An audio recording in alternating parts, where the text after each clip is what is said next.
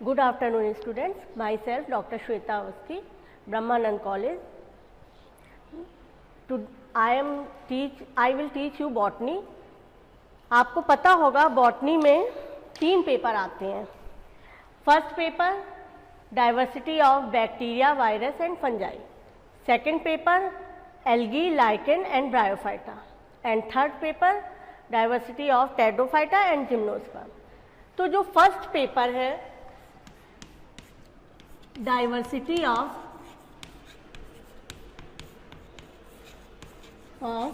Bacteria, viruses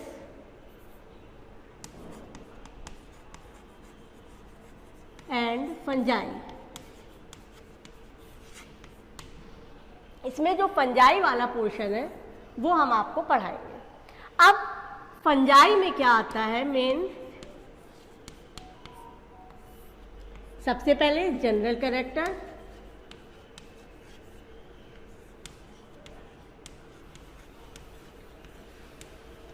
फिर classification,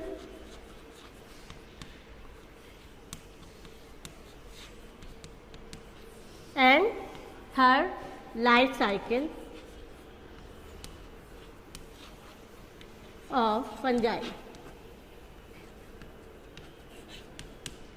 तो इसमें जो लाइफ साइकिल वाला पोर्शन है उससे हम आपका आज स्टार्ट करेंगे.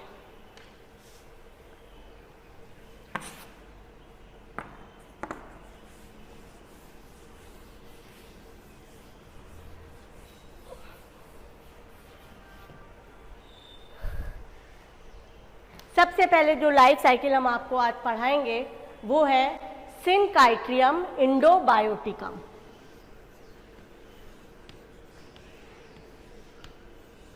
सिनकाइट्रियम इंडोबायोटिकम.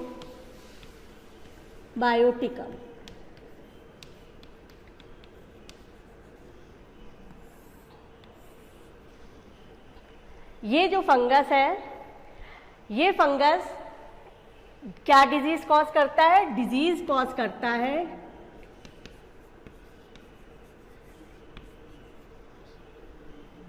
Black what of potato.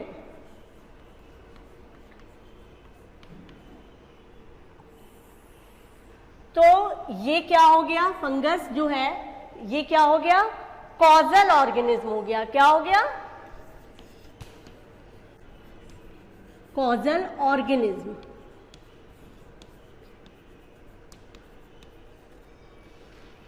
Disease कौन सी कॉज करता है? Black what of potato. अब किसमें कॉज करता है? जैसा कि नाम सजेस्ट है, ब्लैक वॉट ऑफ पोटैटो, मतलब कि पोटैटो में कॉज करता है ये डिजीज. तो पोटैटो क्या हो गया? होस्ट हो गया.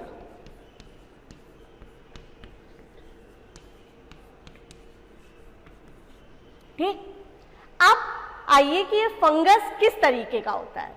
तो सबसे पहले ये जो फंगस है सिनकाइट्रियम, ये कैसा है? Obligate parasite.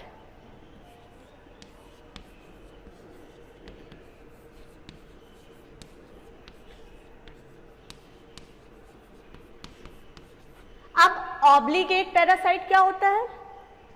ऑब्लिगेट पैरासाइट वो होते हैं जिनको हम लोग क्या बोलते हैं? Strictly parasite.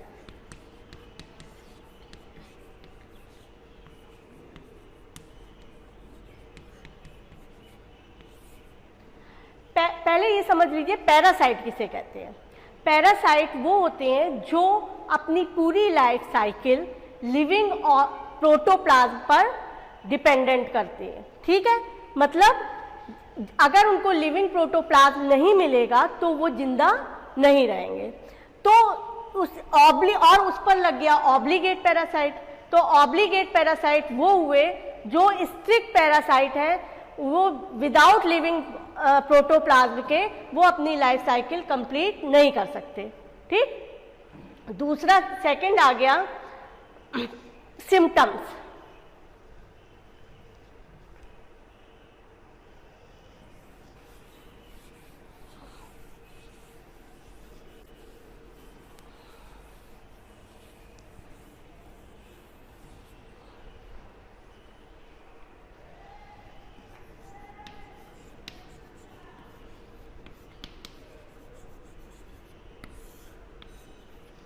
अब इसके सिम्टम्स क्या है, जैसा कि नाम सजेस्ट करता है, ब्लैक वॉट ऑफ पोटैटो। तो वॉट मीन्स क्या होता है, वॉट माने होता है मस्से, मतलब पोटैटो पर, आलू के ट्यूबर पर मस्से जैसे बहुत सारे ओरिजिनेट हो जाते हैं, आउटग्रोथ हो जाती है, उसको हम लोग कहते हैं ब्लैक वॉट ऑफ पोटैटो। जैसे कि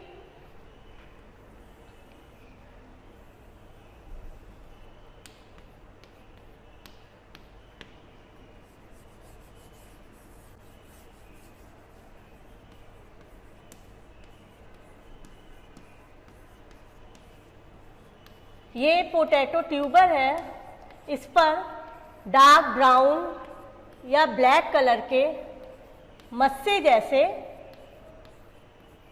जैसी आउटग्रोथ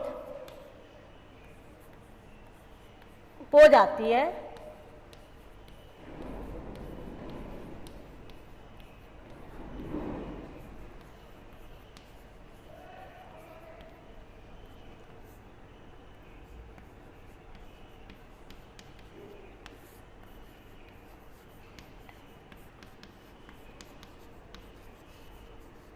ये मस्से जैसी आउटग्रोथ हो जाती है जिस डार्क ब्राउन कलर की, या कॉलीफ्लावर लाइक, जैसे कि फूल गोभी आपने देखा, फूल गोभी में छोटे छोटे दाने जैसे होते हैं, उसी तरीके से इस पूरे पोटैटो के ट्यूबर में मस्से या फूल गोभी की तरह आउटग्रोथ हो जाती है। इसको हम लोग कहते हैं वार्ड्स। और कभी कभी ये जो वार्ड्स हैं वो इतने बड़े साइज में हो जाते हैं कि पूरे पोटैटो ट्यूबर को कवर कर लेते हैं, जिससे कि पोटैटो ट्यूबर पल्पी हो जाता है और इस पे डिजीज कॉज हो जाती है। ठीक, कभी कभी क्या होता है कि ये जो सिम्टम्स हैं, नॉर्मली ये सिम्टम्स हैं सभी अंडरग्राउंड पार्ट्स, पोटैटो ट्यूबर हमेशा अंडरग्राउंड रहता है, तो अंडरग्राउंड पार्ट के सभी अंडरग्राउंड पार्ट्स में इस तरीके के वार्ड्स पाए जाते हैं। कभी कभी एरियल पार्ट्स में, एरियल पार्ट्स मतलब जो जमीन के ऊपर होते हैं, उनमें भी डिजीज इस तरीके के गाल्स या वार्ड्स पाए जाते हैं। फिर आ जाइए इसके वेजिटेटिव स्ट्रक्चर पर।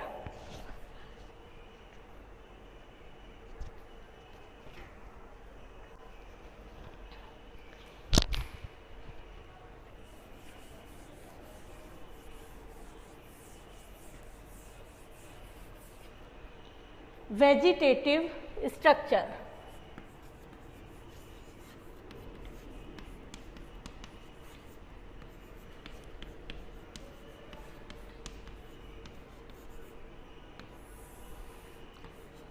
अब वेजिटेटिव स्ट्रक्चर कैसा होता है, सबसे पहले जो इस थैलस है, थैलस का क्या मतलब हुआ,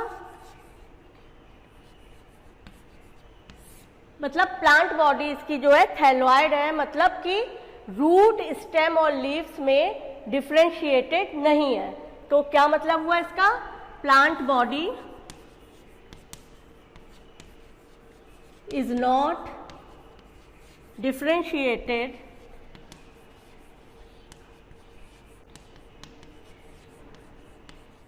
into root, stem and leaves।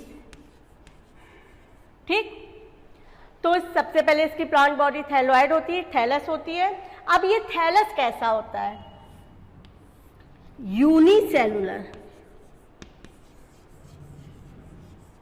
अब यूनिसेलुलर क्या होता है, यूनिसेलुलर का मतलब होता है, यूनि मतलब वन और सेलुलर मतलब सेल, मतलब एक सेल का बना हुआ होता है, इसको क्या कहते हैं, यूनिसेलुलर। दूसरा होलोकार्पिक,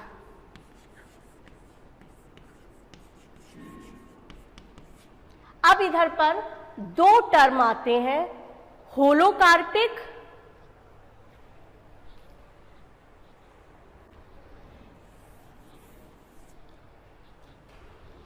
होलोकार्पिक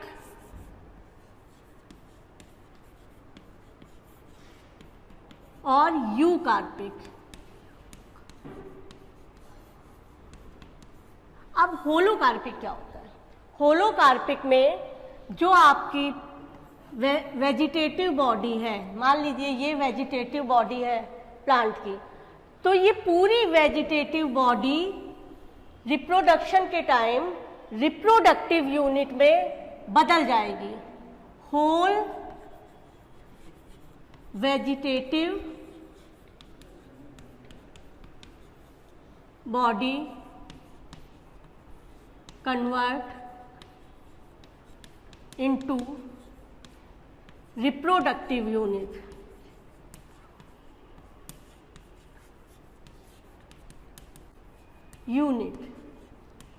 जब पूरी वेजिटेटिव बॉडी रिप्रोडक्टिव यूनिट में कन्वर्ट हो जाए उसको हम लोग कहते हैं होलोकार्पिक। उसी की जगह ये टर्म है यूकार्पिक, जिसमें जैसे ये वेजिटेटिव बॉडी है तो इसमें एक पार्ट रिप्रोडक्टिव यूनिट में बदले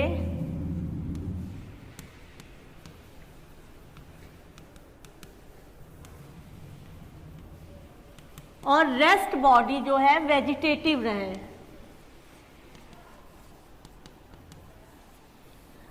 उसमें whole body convert into reproductive unit and eucarpic में only a part of vegetative body convert into reproductive unit and rest is remain vegetative is known as eucarpic।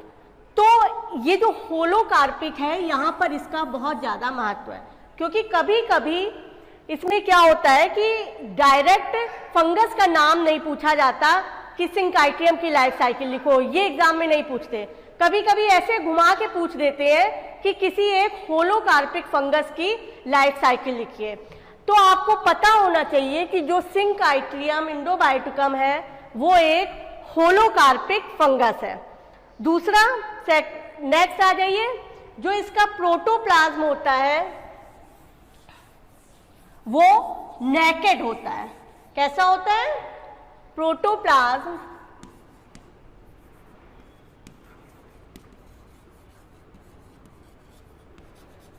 Naked. Naked का क्या मतलब हुआ? Membrane bound नहीं होता। और ये naked होता है तो ये कैसा करता है? Amoeba like movement. जब इसमें कोई मेम्ब्रेन नहीं होती तो ये प्रोटोप्लाज्म इस तरीके से अमीबा की तरह मूवमेंट करता है। ठीक। नेक्स्ट है ये फंगस कैसा होता है? इंडोबायोटिक।